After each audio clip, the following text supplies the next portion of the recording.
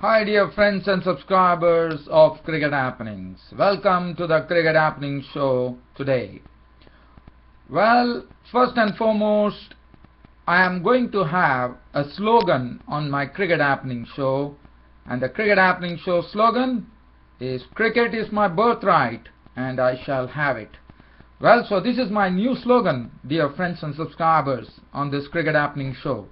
From now on, the Cricket Happenings show slogan would be "Cricket is my birthright and I shall have it."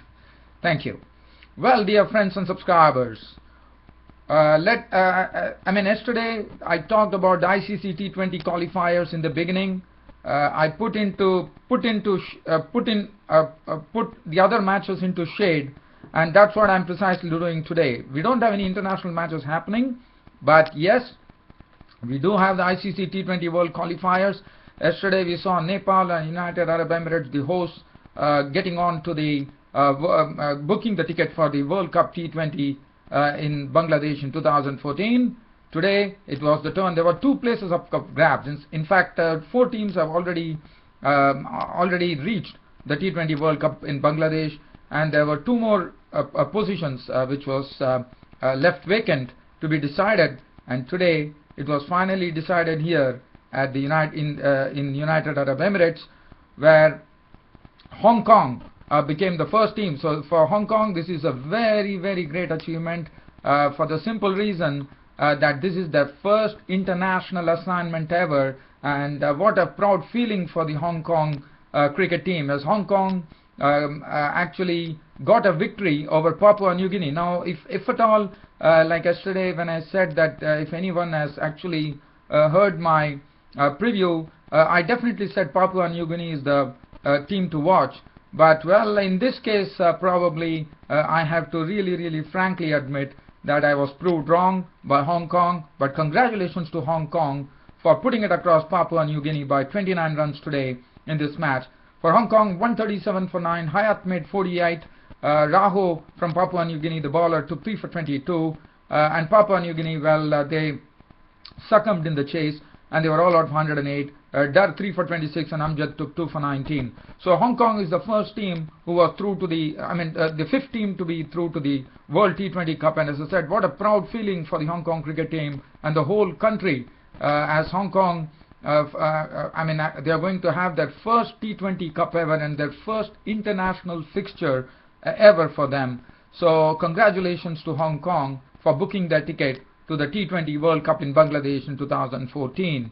Now, the other team that has actually booked its seat, this was a very important match. As you know, one has seen, and this was a very important match for the simple reason, but this was played between 2 teams which have already had the taste of getting into the World Cups. And well, it was Netherlands versus Scotland. It was a tight game. In fact, not a tight game. In fact, Netherlands had it easy. In fact, Scotland 147 for 6. Machan, who has been looking good in this particular ICC T20 qualifiers, made 61. Lees making 58. And Netherlands, well, romping home by 8 wickets, 149 for 2. Wesley Baresi, the wicketkeeper, making unbeaten 75. And then Ben Cooper contributing 40 runs. And Netherlands booked their ticket for the World Cup. Now, as you would remember, there was in the World Cup we had an upset where it was Netherlands actually upsetting the apple cart. They were the ones who actually upset the apple cart of the Englishmen in the first ever T20 World Cup, which was played in 2009. And so Netherlands are the team to qualify. So congratulations to Netherlands. So now finally the ICC T20 World Qualifiers, it's still on because we are into the semi-finals and finals which are coming up. But one thing that I would like to say, the ICC T20 qualifiers in the United Arab Emirates have now decided the 6 places that were left vacant. As you know, there are going to be 18 teams which are going to be participating. So this time ICC has actually increased the associate nations in the T20 World Cup. And what a proud feeling. I mean, I'm absolutely proud of it. As I said, this Cricket Happening show is a window. It is a window to cricket played all around the globe. For me, it doesn't matter whether cricket is played here in India, Australia, England, New Zealand, or wherever it is played. Ram is always there to cover the cricket happenings. And well, one thing let me tell you, let me talk about those 6 teams which have actually qualified for the World Cup T20 in Bangladesh in 2014. So the 6 teams that have qualified are: 1, the host, United Arab Emirates; Nepal; Afghanistan; and then we have Ireland; and then today, as you know, Hong Kong and Netherlands joined the fray. So these are the 6 teams which are qualified for the ICC T20 World Cup in Bangladesh in 2014, and a big congratulations to all the 6 teams for doing so. And we all hope that all these 6 teams would really give value for money to the spectators who come there, and would probably also give some create some sort of upsets in the ICC T20 World Cup in Bangladesh in 2014. But as I said, I was probably thinking that Papua New Guinea might do well, but well, Papua New Guinea, as far as that is concerned, I was proved wrong today. I frankly admit that. I definitely said Papua New Guinea, UAE and Nepal. I never mentioned Hong Kong, but Hong Kong has really surprised a lot and gone. But I'm very happy for Hong Kong. And Papua New Guinea, good luck next time. But you really put up a good show in the ICC T20 qualifiers in the United Arab Emirates. Well, from here, it's time to move on now. Now what I'm going to do is I'm going to look at yesterday's second one-day international between South Africa and Pakistan, just played at Port Elizabeth. And what a proud moment. In fact, to beat South Africa in South Africa is not an easy thing at all. With the home crowd, with lots of home support for South Africans. Not only that, the pitches being more, South Africans are more accustomed to those pitches with pace and bounce. And well, let's talk about the South African innings, because yesterday I didn't have time to talk much. I definitely talked about Pakistan, where Ahmed Shahzad made a very good century. But let me talk about South Africa now. South Africa, well, as I said, yesterday's innings, the thing really that I would like to talk about is South Africa in their chase of Pakistan's 262. This was a match which was won in the last over. The match was actually reduced to 45 overs, and in the last ball of the 45th over, with South Africa requiring 6 runs to win the match, it was quite a possibility with David Miller, one of the biggest hitters of the cricket ball, actually taking strike. But the bowler was Junaid Khan, and what a bowler Junaid Khan is. He in fact snuck in a lot of Yorkers, and he bowled splendidly to keep the runs, and in fact it was a leg bye for 4 runs, and that was all over. That was what David Miller could manage, and South Africa actually losing the series. With 1 more to go, so for Pakistan, they would be hoping that they would be winning the final one-day international and also making it a clean sweep. And it's a proud feeling for Pakistan to have beaten. And today, the Pakistani captain Misbah-ul Haq definitely echoed that by praising both his bowlers. One is he praised Junaid Khan for bowling a wonderful last over. But let me tell you, even though 9 runs were there and Junaid Khan did a splendid job, the credit also has to go to Saeed Ajmal to bowl the penultimate over for just 2 runs. So that was some great bowling from Saeed Ajmal. And well, even though Saeed Ajmal gave away only 2 runs, and 9 runs, probably one would have probably thought South Africa to get it with David Miller and Ryan McLaren in the crease. But what splendid bowling from Junaid Khan. Absolutely bowled superbly. As I said, he used a lot of Yorkers, and I think that's an example for all the pace bowlers to look at and see. But you know, bowling a Yorker is something you can do it, but if you don't bowl that Yorker to perfection, you can get dismissed for a 6 or a 4, and that was what was important. It was some perfect Yorkers which was bowled by Junaid Khan, and he's turning out to be a very good death bowler now, Junaid Khan. So wonderful bowling, Junaid Khan, keep it up. And also Saeed Ajmal also bowled splendidly, as I said. Now for South Africa, well, they lost the early wicket of Graham Smith. Quinton de Kock made 47, but after that the partnership which was going on was almost, you know, the way Hashim Amla and AB de Villiers were playing. Hashim Amla was waiting. It was a very waiting game by Hashim Amla, not really rushing into things, but as and when he got an opportunity, he used to stroke the ball freely and smoothly. As far as AB de Villiers was concerned, well, he was the one. He was almost, one would have probably expected when AB de Villiers did his job of making 74 runs of just 45 balls with 8 fours and 2 sixes, putting in really raising the bar there for South Africa and bringing them pretty close. And it was really sad to see that South Africa had lost from that position, because from 227 for 4 in the 39th over, and AB de Villiers, let me tell you what a knock it was. It was full of innovativeness, complete cheekiness. I mean, you call it. He played all sorts of strokes. He tried the Gill scoop. He tried the Brendan McCullum style innovation. Everything was tried by him, and you know, AB de Villiers himself is such an innovative batsman. And I mean, that partnership was exactly yielded 100 runs.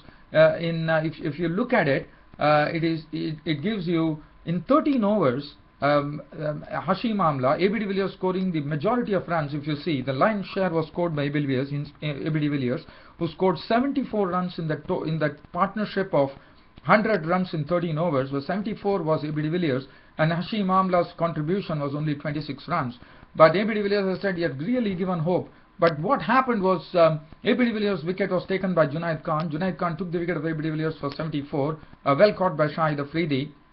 In fact, that was an innovative stroke which AB de Villiers tried, but unfortunately it faltered as Afridi took a good catch. He was gone for 75. And then when Hashim Amla, after doing all the hard work, he missed his century. He in fact tried a shot of Saeed Ajmal. Well, he tried to pull him, and Mohammad Hafiz took the catch. He was out for 98 of 131 balls with 7 fours.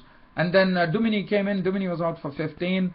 And once the score from 227 for 4, when Duminy fell, it became 255. So there was a spate of wickets. 3 wickets fell. But what was more important was what was seeing in the field. As I was watching the match here, I was seeing that all the players were egging themselves on, in the sense that they were encouraging themselves to say, yes, we can do it, yes, we can do it. So basically it was a sort of a belief in themselves, and that's what precisely did it for them, because they actually pulled the match till the last over, and probably David Miller and Ryan McLaren felt that if they could just play out Saeed Ajmal, they would have a good chance in the 45th over. But well, they were absolutely stunned by Junaid Khan's bowling, who bowled marvellously well, and then it was all over with David Miller out of 9 runs required over the final over of Junaid Khan.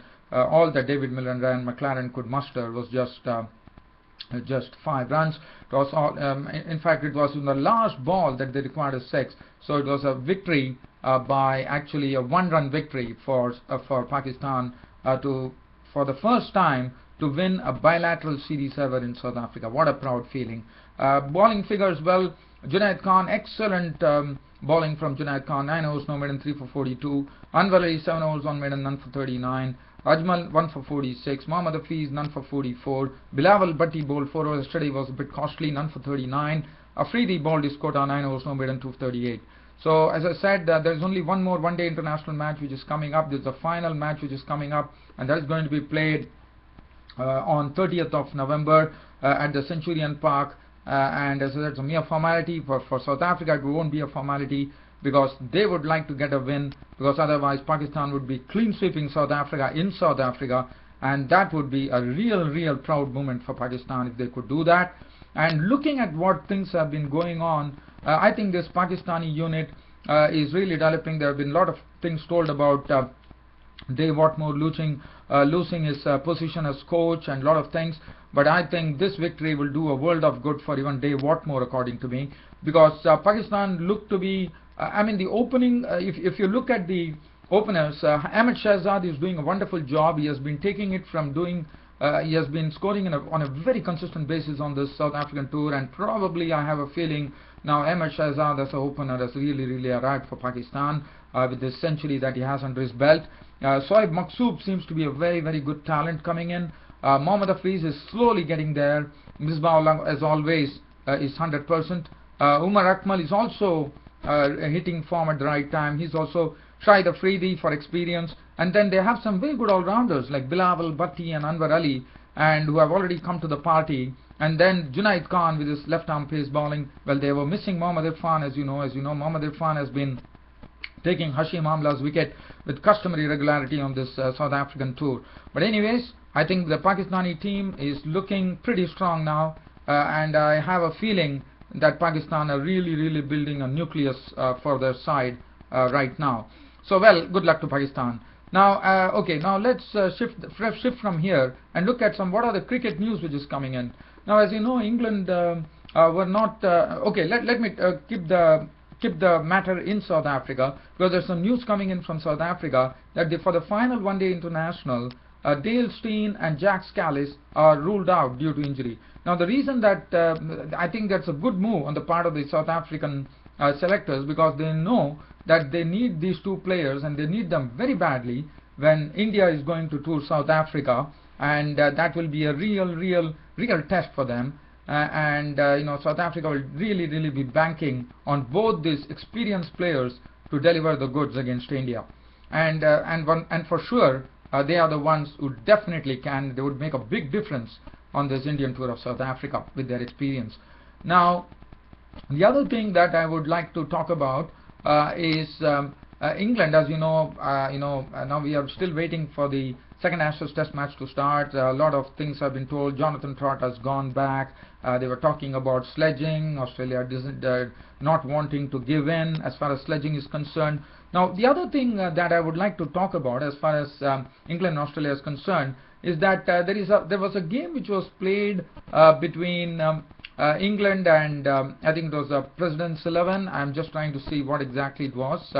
Talking about that match, we are talking about Tim Bresnan. Now, Tim Bresnan put up a very good all-round performance in that particular match. This is an England performance program which is leading Queensland's second 11. So it's Queensland's second 11 were playing England performance program at Brisbane, and Tim Bresnan could be noticed because what he has done is what he has done is bowled superbly. In fact, one would probably think that Tim Bresnan might be a serious contender for the second Ashes Test, especially after losing it, because he has done a wonderful job. He has not only he's shown with the bat, he also shown with the ball. He took 4 for 31, and I always feel that Tim Bresnan is a very good all-rounder, and well, whether Tim Bresnan would get an opportunity. Anyway, one has to wait and watch. And the other thing that I would like to talk about before I'm going to leave this cricket show is that basically I don't have much time to actually go on, but just wanting to briefly touch whether Virendra Sehwag, the Indian dashing opener who has been struggling all through now, he has lost. There's no central contract from him from the Board of Control for Cricket in India. He has been overlooked for the tour of South Africa. Whether that is curtains for Virendra Sehwag, one does not know, because he has been struggling a lot even in the domestic tourneys here in India, and that is something which is a very serious thing. One really gets the feeling that probably Virendra Sehwag's career is nearly coming to an end. He is already aged 35, but one only wishes that Virendra Sehwag rolls back into form. And I for one would love to see him in the T20 World Cup in Bangladesh in 2014. So there are a lot of matches which are happening, and I hope that Virendra Sehwag really hits some good form and he starts firing on all cylinders. And what a treat that will be to watch, because if he could get in and India could have a combination of Shikhar Dhawan and Virendra Sehwag actually opening the innings, oh, I think that would be electric stuff. But well, it has to happen. So I wish Virendra Sehwag absolute good luck. May good luck shine on him, and Virendra Sehwag come back a much better player and a much dangerous player than we have ever seen Virendra Sehwag. I wish him all good luck, because I'm a great admirer of this dashing batsman Virendra Sehwag. But unfortunately, he has been going through the horrors as far as his form is concerned. So good luck, Virendra Sehwag. And before I leave this Cricket Happening show, once again, it's a big congratulations going to the Hong Kong cricket team and the country Hong Kong, and also congratulations to the Netherlands cricket team for making it to the final of the making it to the T20 World Cup in Bangladesh in 2014. With that, I end my cricket show for today. See you all tomorrow. Until then, it's goodbye. Thank you.